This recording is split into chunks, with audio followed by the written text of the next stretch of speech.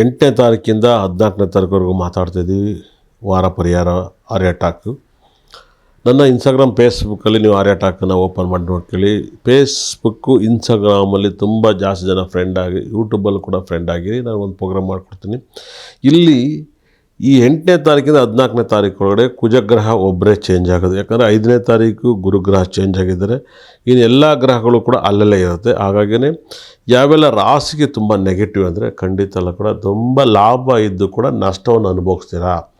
ಈ ಒಂದು 8ನೇ ತಾರೀಕಿಂದ 15ನೇ ತಾರೀಕುವರೆಗೂ ತುಂಬ ನಷ್ಟಗಳು ಅನುಭವಿಸೋಂಥ ರಾಶಿಗಳು ಒಂದು ಭಾಳ ದೊಡ್ಡ ಹೊಡೆತ ಹೊಡೆಯೋದು ಮಕರ ರಾಶಿ. ಮಕರ ರಾಶಿಗೆ ವ್ಯಯಸ್ಥಾನದಲ್ಲಿ ಕುಜಗ್ರಹ ಬರೋದು ತುಂಬ ವೆರಿ ಡೇಂಜರ್ ಆಗುತ್ತೆ. ಅದೇ ರೀತಿಯಲ್ಲಿ ವೃಷಭ ರಾಶಿಯವರಿಗೆ ಸಾಕಷ್ಟು ಡೈವರ್ಸು, ಲವ್ ಫೇಲ್ಯೂರ್ ಆಗೋಂಥ ಚಾನ್ಸಸ್ ಜಾಸ್ತಿ ಇದೆ. ಯಾಕಂದರೆ ಸಪ್ತಮಾಧಿಪತಿ ಅಷ್ಟಮಕ್ಕೆ ಹೋದಾಗ ಲವ್ ಫೇಲ್ಯೂರ್, ಮ್ಯಾರೇಜ್ ಲೈಫ್ ಕಿರಿಕು ಇಂಥವ್ರಿಗಿದ್ದ ಜಾಸ್ತಿ ಆಗ್ತಾ ಹೋಗುತ್ತೆ. ತುಂಬ ಕೇರ್ಫುಲ್ಲಾಗಿ ಹ್ಯಾಂಡಲ್ ಮಾಡಬೇಕಾಗತ್ತೆ.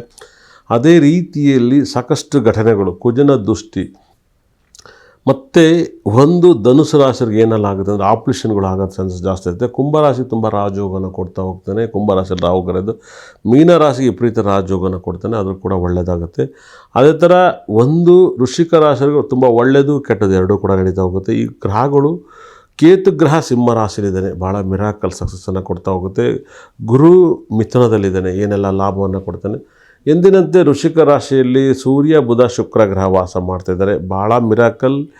8ರಿಂದ 14ನೇ ತಾರೀಕುವರೆಗೂ ವಾರ ಪರಿಹಾರ ಆರ್ಯ ಟಾಕಲ್ಲಿ ಒಂದು ಒಪಿನಿಯನ್ ಸಬ್ಜೆಕ್ಟನ್ನು ನೋಡ್ತಾ ಹೋಗೋದಾರೆ ಸಾಕಷ್ಟು ವೃಷಭ ರಾಶಿಗೆ ಟೆನ್ಷನ್ ಕೊಡ್ತಾ ಹೋಗುತ್ತೆ. ಆದರೆ ಸಿಂಹ ರಾಶಿಗೆ ಭಾಳ ಅದ್ಭುತವಾದ ಲಾಭವನ್ನು ಕೊಡ್ತಾ ಹೋಗ್ತಾನೆ. ಆದರೆ ಕಟಕ ರಾಶಿಗೆ ಮಾತ್ರ ತುಂಬ ಆಪತ್ತಿನಲ್ಲಿ ಸಿಗಾಕಿರ್ತೀರ ಅಂತ ಹೇಳುತ್ತೆ. ಈ ವಾರದಲ್ಲಿ ಕಟಕ ರಾಶಿಗೆ ತುಂಬ ಆಪತ್ತುಗಳು ತುಂಬ ಕಂಡು ಬರ್ತಾಯಿದೆ. ತುಂಬ ಜಾಗೃತಗಿರಿ. ಅದೇ ರೀತಿಯಲ್ಲಿ ಒಂದು ಬೆನಿಫಿಟ್ ಏನಪ್ಪ ಅಂದರೆ ಕನ್ಯಾ ರಾಶಿಯವರಿಗೆ ಪ್ರಾಪರ್ಟಿ ವಿಚಾರದಲ್ಲಿ ಲಾಭವನ್ನು ಕಂಡು ಬರ್ತಾಯಿದೆ. ಅದೇ ರೀತಿಯಲ್ಲಿ ಒಂದು ತುಲಾರಾಶಿಯವರಿಗೂ ಕೂಡ ಸಕಲ ಸಂಪತ್ತು ಐಶ್ವರ್ಯವನ್ನು ಕೊಡ್ತಾನೆ. ಕುಜನೂ ಕೂಡ ಸುಖಸ್ಥಾನದಲ್ಲಿ ಕುಜನ ಮನೆಯಲ್ಲಿರೋದ್ರಿಂದ ತುಂಬ ಲಾಭವನ್ನು, ಕುಜ ಸ್ವಂತ ಮನೆ ಅಧಿಪತಿಯಾಗಿ ಗುರು ಮನೆಗೆ ಹೋಗಿ ಭಾಗ್ಯದಲ್ಲಿ ಕೂತು ಭಾಗ್ಯದಿಂದ ರಾಶಿ ನೋಡೋದ್ರಿಂದ ನಿಮಗೆ ತುಲಾರಾಶಿ ತುಂಬ ಬೆನಿಫಿಟ್ ಆಗ್ತಾ ಹೋಗುತ್ತೆ. ಆದರೆ ವೃಶ್ಚಿಕ ರಾಶಿಯವರಿಗೆ ಗುರು ಮತ್ತು ಕುಜಗ್ರಹ ನೋಡೋದ್ರಿಂದ ಲಾಭವನ್ನು ಕೊಡ್ತಾನೆ. ಆದರೆ ಬೇರೆ ಗ್ರಹಗಳಿಗೆ ಒಂದು ಸ್ವಲ್ಪ ಗುರು ದೃಷ್ಟಿ ಕಮ್ಮಿ ಆಗೋದ್ರಿಂದ ವೃಶ್ಚಿಕ ರಾಶಿಯವರು ತುಂಬ ಕೇರ್ಫುಲ್ಲಾಗಿ ಹ್ಯಾಂಡಲ್ ಮಾಡಬೇಕು, ಬದಲಾವಣೆಯನ್ನು ನೋಡ್ತಾ ಹೋಗಬೇಕಾಗುತ್ತೆ. ಯಾಕಂದರೆ ಕುಜ ಒಬ್ಬ ಚೇಂಜ್ ಆಗೋದ್ರಿಂದ ನೀವು ವೃಷಭ ರಾಶಿಗೆ ದೊಡ್ಡ ಆಘಾತವನ್ನು ಕಾಡುತ್ತೆ.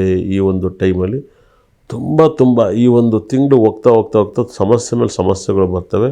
ತುಂಬ ಜಾಗೃತೆಯಾಗಿರ್ಬೇಕಾಗತ್ತೆ. ನೀವು ಈ ಗ್ರಹಗಳನ್ನ ನೀವು ಹೆಂಗೆ ಹೊಲಿಸ್ಕೋಬೇಕು, ಹೆಂಗೆ ಫಾಲೋ ಮಾಡಬೇಕು, ಯಾವ ರೀತಿಲಿ ಬದುಕಬೇಕು ಅನ್ನೋದನ್ನು ನೀವು ಅಬ್ಸರ್ವ್ ಮಾಡಿ ತುಂಬ ದೊಡ್ಡ ಬೆನಿಫಿಟನ್ನು ಕಾಣುತ್ತೆ. ತುಂಬ ದೊಡ್ಡ ಸಕ್ಸಸ್ಸನ್ನು ಕೊಡ್ತವೆ. ಯಾಕಂದರೆ ಆ ಗ್ರಹಗಳನ್ನ ಬಳಸ್ಕೊಳ್ಳೋದು ಹೆಂಗೆ ಅಂತೇಳಿ ಈ ವಾರ ಧನುಸು ರಾಶಿಗೆ ತುಂಬ ಚೆನ್ನಾಗಿದೆ. ಹೋದ ವಾರ ಧನುಸು ರಾಶಿ ಚೆನ್ನಾಗಿಲ್ಲ. ಯಾಕಂದರೆ ಅವ್ರು ಏನೇ ಸೂರ್ಯ, ಬುಧ, ಶುಕ್ರ ಗ್ರಹ ವ್ಯಯಸ್ಥಾನದಲ್ಲಿದ್ದರೂ ಕೂಡ ಶುಕ್ರ ಗ್ರಹ ನೆಮ್ಮದಿಯನ್ನು, ಶುಕ್ರ ದುಡ್ಡಿಗೆ ಅಧಿಪತಿ ಆಗ್ತಾನೆ, ಬುಧ ವಿದ್ಯೆಗೆ ಅಧಿಪತಿ ಆಗ್ತಾನೆ, ಸೂರ್ಯ ಒಂದು ಅಧಿಕಾರಕ್ಕೆ ಅಧಿಪತಿ ಆಗ್ತಾನೆ. ಆದರೆ ಆ ಮನೆ ಅಧಿಪತಿ ಒಂದು ಧನುಸು ರಾಶಿಯಲ್ಲಿರೋದ್ರಿಂದ ಆ ಮನೆಗೆ ಗುರು ದೃಷ್ಟಿ ಬೀಳೋದ್ರಿಂದ ನಿಮ್ಮ ಲೈಫಲ್ಲಿ ತುಂಬ ಲಾಭವನ್ನು ನೋಡ್ತೀರಾ. ಲಾಭದ ರೀತಿಯಲ್ಲಿ ಅದೃಷ್ಟವನ್ನು ನೋಡ್ತೀರಾ. ಲಾಭ ಬೀಳೋದ್ರಿಂದ ನಿಮಗೆ ಲಾಭವನ್ನು ಬರುತ್ತೆ.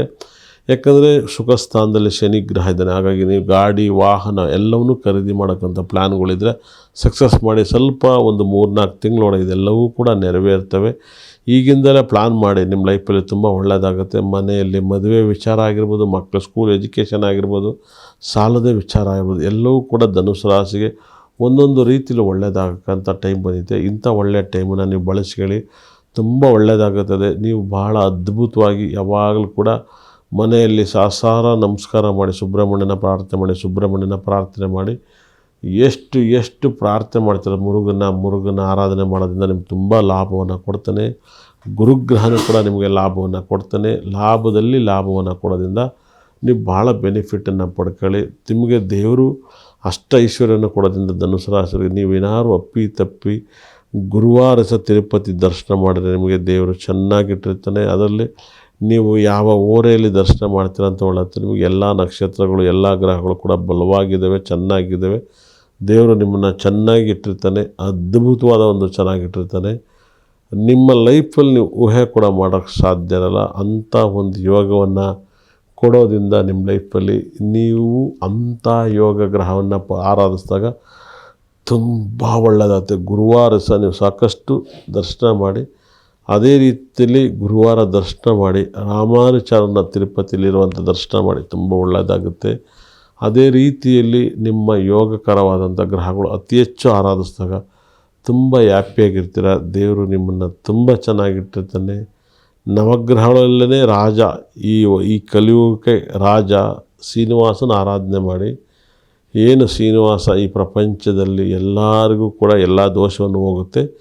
ಶ್ರೀನಿವಾಸನ ಅತಿ ಹೆಚ್ಚು ಆರಾಧಿಸಿದಷ್ಟು, ಶ್ರೀನಿವಾಸನ ಪ್ರಾರ್ಥನೆ ಮಾಡಿದಷ್ಟು ನಿಮ್ಮ ಜೀವನ ಪಾವನ ಆಗುತ್ತದೆ. ಅಂಥ ವೈಬ್ರೇಷನ್, ಅಂಥ ಎನರ್ಜಿ ಅವನಿಂದ ಪಡ್ಕೊಳ್ಳಿ, ಒಳ್ಳೆಯದಾಗುತ್ತೆ. ಈ ಗ್ರಹಗಳು ಅತಿ ಹೆಚ್ಚು ನಿಮ್ಮ ಲಾಭದಲ್ಲಿ ಇರೋದ್ರಿಂದ ನಿಮಗೆ ಲಾಭಕರವಾಗಿರ್ತವೆ. ಯಾವುದೇ ಕಾರಣಕ್ಕೂ ನೀವು ಭಯ ಪಡಬೇಡಿ. ತುಂಬ ಪಾಸಿಟಿವ್ನ ಕೊಡ್ತವೆ, ತುಂಬ ಲಕ್ಕನ್ನು ಕೊಡುತ್ತೆ. ಗ್ರಹಗಳಲ್ಲಿ ಅತಿ ಹೆಚ್ಚು ಗ್ರಹ ನೀವು ಒಂದು ವಿಷ್ಣುನ ಆರಾಧಿಸಿದಾಗ ಭಾಳ ಫಲವನ್ನು ಕೊಡ್ತಾನೆ. ನೀವೇನಾದ್ರು ಒಂದು ಕಪ್ಪು ತುಳಸಿಯನ್ನು ಮೈ ಮೇಲೆ ಹಾಕಿದ್ರೆ ನಿಮ್ಮ ಜೀವನ ಪಾವನ ಆಗುತ್ತೆ. ಯಾವುದೇ ಅನುಮಾನದ ಕಪ್ಪು ತುಳಸಿ ಹಾಕಿ ಒಳ್ಳೆಯದಾಗಲಿ, ಅದು ಬಂಗಾರದಲ್ಲಿ ಹಾಕಿ. ನೀವು ಅತಿ ಹೆಚ್ಚು ಧನುಸು ರಾಶಿಯಲ್ಲಿ ಬೆಳ್ಳಿ ಯೂಸ್ ಮಾಡಬೇಡಿ. ಈ ವಾರದಲ್ಲಿ 8ನೇ ತಾರೀಕಿಂದ 14ನೇ ತಾರೀಕು 8 ಅಂದರೆ ಶನಿ, 14 ಅಂದರೆ ಬುಧ. ಈ ಬುಧನ ಮತ್ತು ಶನಿ ಕಾಂಬಿನೇಷನ್ನಲ್ಲಿ ಈ ಒಂದು ವಾರದಲ್ಲಿ ನಡೆಯುವಂಥ ಗ್ರಹಗಳು ಒಂದು ಮೋಜು ಮಸ್ತುಗಳು ಯೋಗಗಳು ಹೇಗಿದೆ ಅಂದರೆ, ಕುಜಗ್ರಹ ಚೇಂಜ್ ಆಗಿದ್ದಾನೆ, ಗುರುಗ್ರಹ ಮುಂಚೆಲ್ಲ 5ನೇ ತಾರೀಕು ಚೇಂಜ್ ಆಗಿದ್ದಾನೆ. ಕುಜ ಮತ್ತು ಗುರುಗ್ರಹ ನೋಡೋದ್ರಿಂದ ಏನೆಲ್ಲ ಲಾಭ ಕೊಡುತ್ತೆ, ಯಾವೆಲ್ಲ ರಾಶಿಗೆ ಅದು ಒಂದು ದೊಡ್ಡ ಪಾಯಿಂಟ್ಸು. ಅದೇ ರೀತಿಯಲ್ಲಿ ಬಹಳ ಮಿರಾಕಲ್ ರಾಹು ಗ್ರಹ ಕುಂಭದಲ್ಲೇ ಇದ್ದಾನೆ, ಮೀನದಲ್ಲಿ ಶನಿ ಗ್ರಹ ಇದ್ದಾನೆ, ಸಿಂಹದಲ್ಲಿ ಕೇತು ಗ್ರಹ ಇದ್ದಾನೆ, ವೃಶ್ಚಿಕದಲ್ಲಿ ಬುಧ ಶುಕ್ರ ಸೂರ್ಯ ಗ್ರಹ ಇದ್ದಾನೆ. ಇವರೆಲ್ಲ ಯಾವ ರಾಶಿಗೆ ಒಳ್ಳೇದು ಮಾಡ್ತಾನೆ, ಯಾವ ರಾಶಿ ಕೆಟ್ಟದ್ದು ಮಾಡ್ತಾನೆ ಇಂಪಾರ್ಟೆಂಟು. ಈ ವಾರ ಎದುರಬೇಕಾದಂಥ ರಾಶಿ ಒಂದು ವೃಷಭ ರಾಶಿ ಮತ್ತು ಮಕರ ರಾಶಿಯವರು ಎದುರಬೇಕಾಗುತ್ತೆ. ಮೇಷರಾಶಿಯವ್ರಿಗೆ ಟೈಮ್ ತುಂಬ ಚೆನ್ನಾಗಾಗುತ್ತೆ. ಅಷ್ಟಮದಲ್ಲಿ ಅಷ್ಟು ಗ್ರಹ ಇದ್ದರೂ ಕೂಡ ಫಲಗಳ ಮೇಲೆ ಫಲ ಕೊಡ್ತಾನೆ. ಕಟಕ ರಾಶಿಯವರು ನೀವು ತುಂಬ ಭಯಭೀತರಾಗಬೇಕು ಅಂತ ಹೇಳುತ್ತದೆ. ಅದೇ ರೀತಿಯಲ್ಲಿ ಮೀನ ರಾಶಿಗೆ ನೀವು ಕರೆಕ್ಟಾಗಿದ್ದರೆ ತುಂಬ ಬಂಪರ್ ಬೆಳೆ ಬರುತ್ತೆ, ಬಂಪರ್ ಯೋಗ ಬರುತ್ತದೆ. ಯಾಕಂದರೆ ತುಂಬ ದೊಡ್ಡ ಯೋಗವನ್ನು ಕೊಡೋ ಗ್ರಹಗಳೇ ಅವಾಗಿರ್ತವೆ. ನಿಮ್ಮ ಮನೆಯಲ್ಲಿ ಯೋಗ ಬರಬೇಕಂದ್ರೆ ಎಲ್ಲರಿಗೂ ಹೇಳ್ತಾಯಿದ್ದೀನಿ ಕೇಳಿ, ಒಂದು ನೆಗೆಟಿವ್ ದೋಷನ ನಿವೃತ್ತಿ ಮಾಡಬೇಕಾದ್ರೆ ಒಂದು ಗ್ಲಾಸಿಂದ ಒಂದು ಗ್ಲಾಸ್ ಹಿಂಗೆ ಅಳವಡಿಸಿ ತುಂಬ ದೊಡ್ಡ ಪಾಸಿಟಿವ್ ರಿಸಲ್ಟ್ ಬರ್ತದೆ.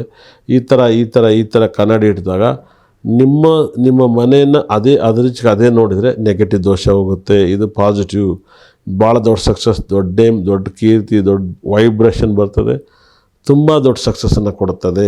ಇದು ನಿಮ್ಮ ಲೈಫಲ್ಲಿ ಊಹೆ ಕೂಡ ಮಾಡೋಕ್ಕೆ ಸಾಧ್ಯ ಇರಲ್ಲ. ಅಂಥ ಒಂದು ಫಲವನ್ನು ಕೊಡ್ತಾನೆ, ಅಂಥ ಯೋಗವನ್ನು ಕೊಡ್ತಾನೆ ಗ್ರಹಗಳಲ್ಲಿ ನಿಮ್ಮ ಲೈಫಲ್ಲಿ.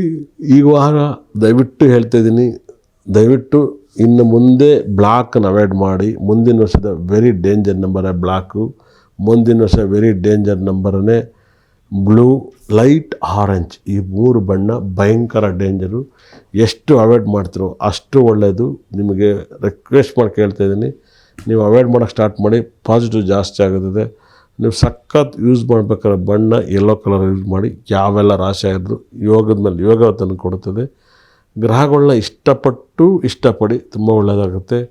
ಒಂದು ನಿಮ್ಮ ಲೈಫನ್ನು ಭಗವಂತ ಕಾಪಾಡ್ತಾನೆ, ನಿಮ್ಮ ಗ್ರಹಗಳನ್ನು ನೀವು ಕಾಪಾಡ್ಕೊಳ್ಳಿ, ನಿಮ್ಮನ್ನು ಗ್ರಹಗಳು ಕಾಪಾಡ್ತವೆ. ದೋಷ ಯಾರಿಗೂ ಬರಲ್ಲ, ಎಲ್ಲರಿಗೂ ಒಳ್ಳೆಯದಾಗುತ್ತೆ.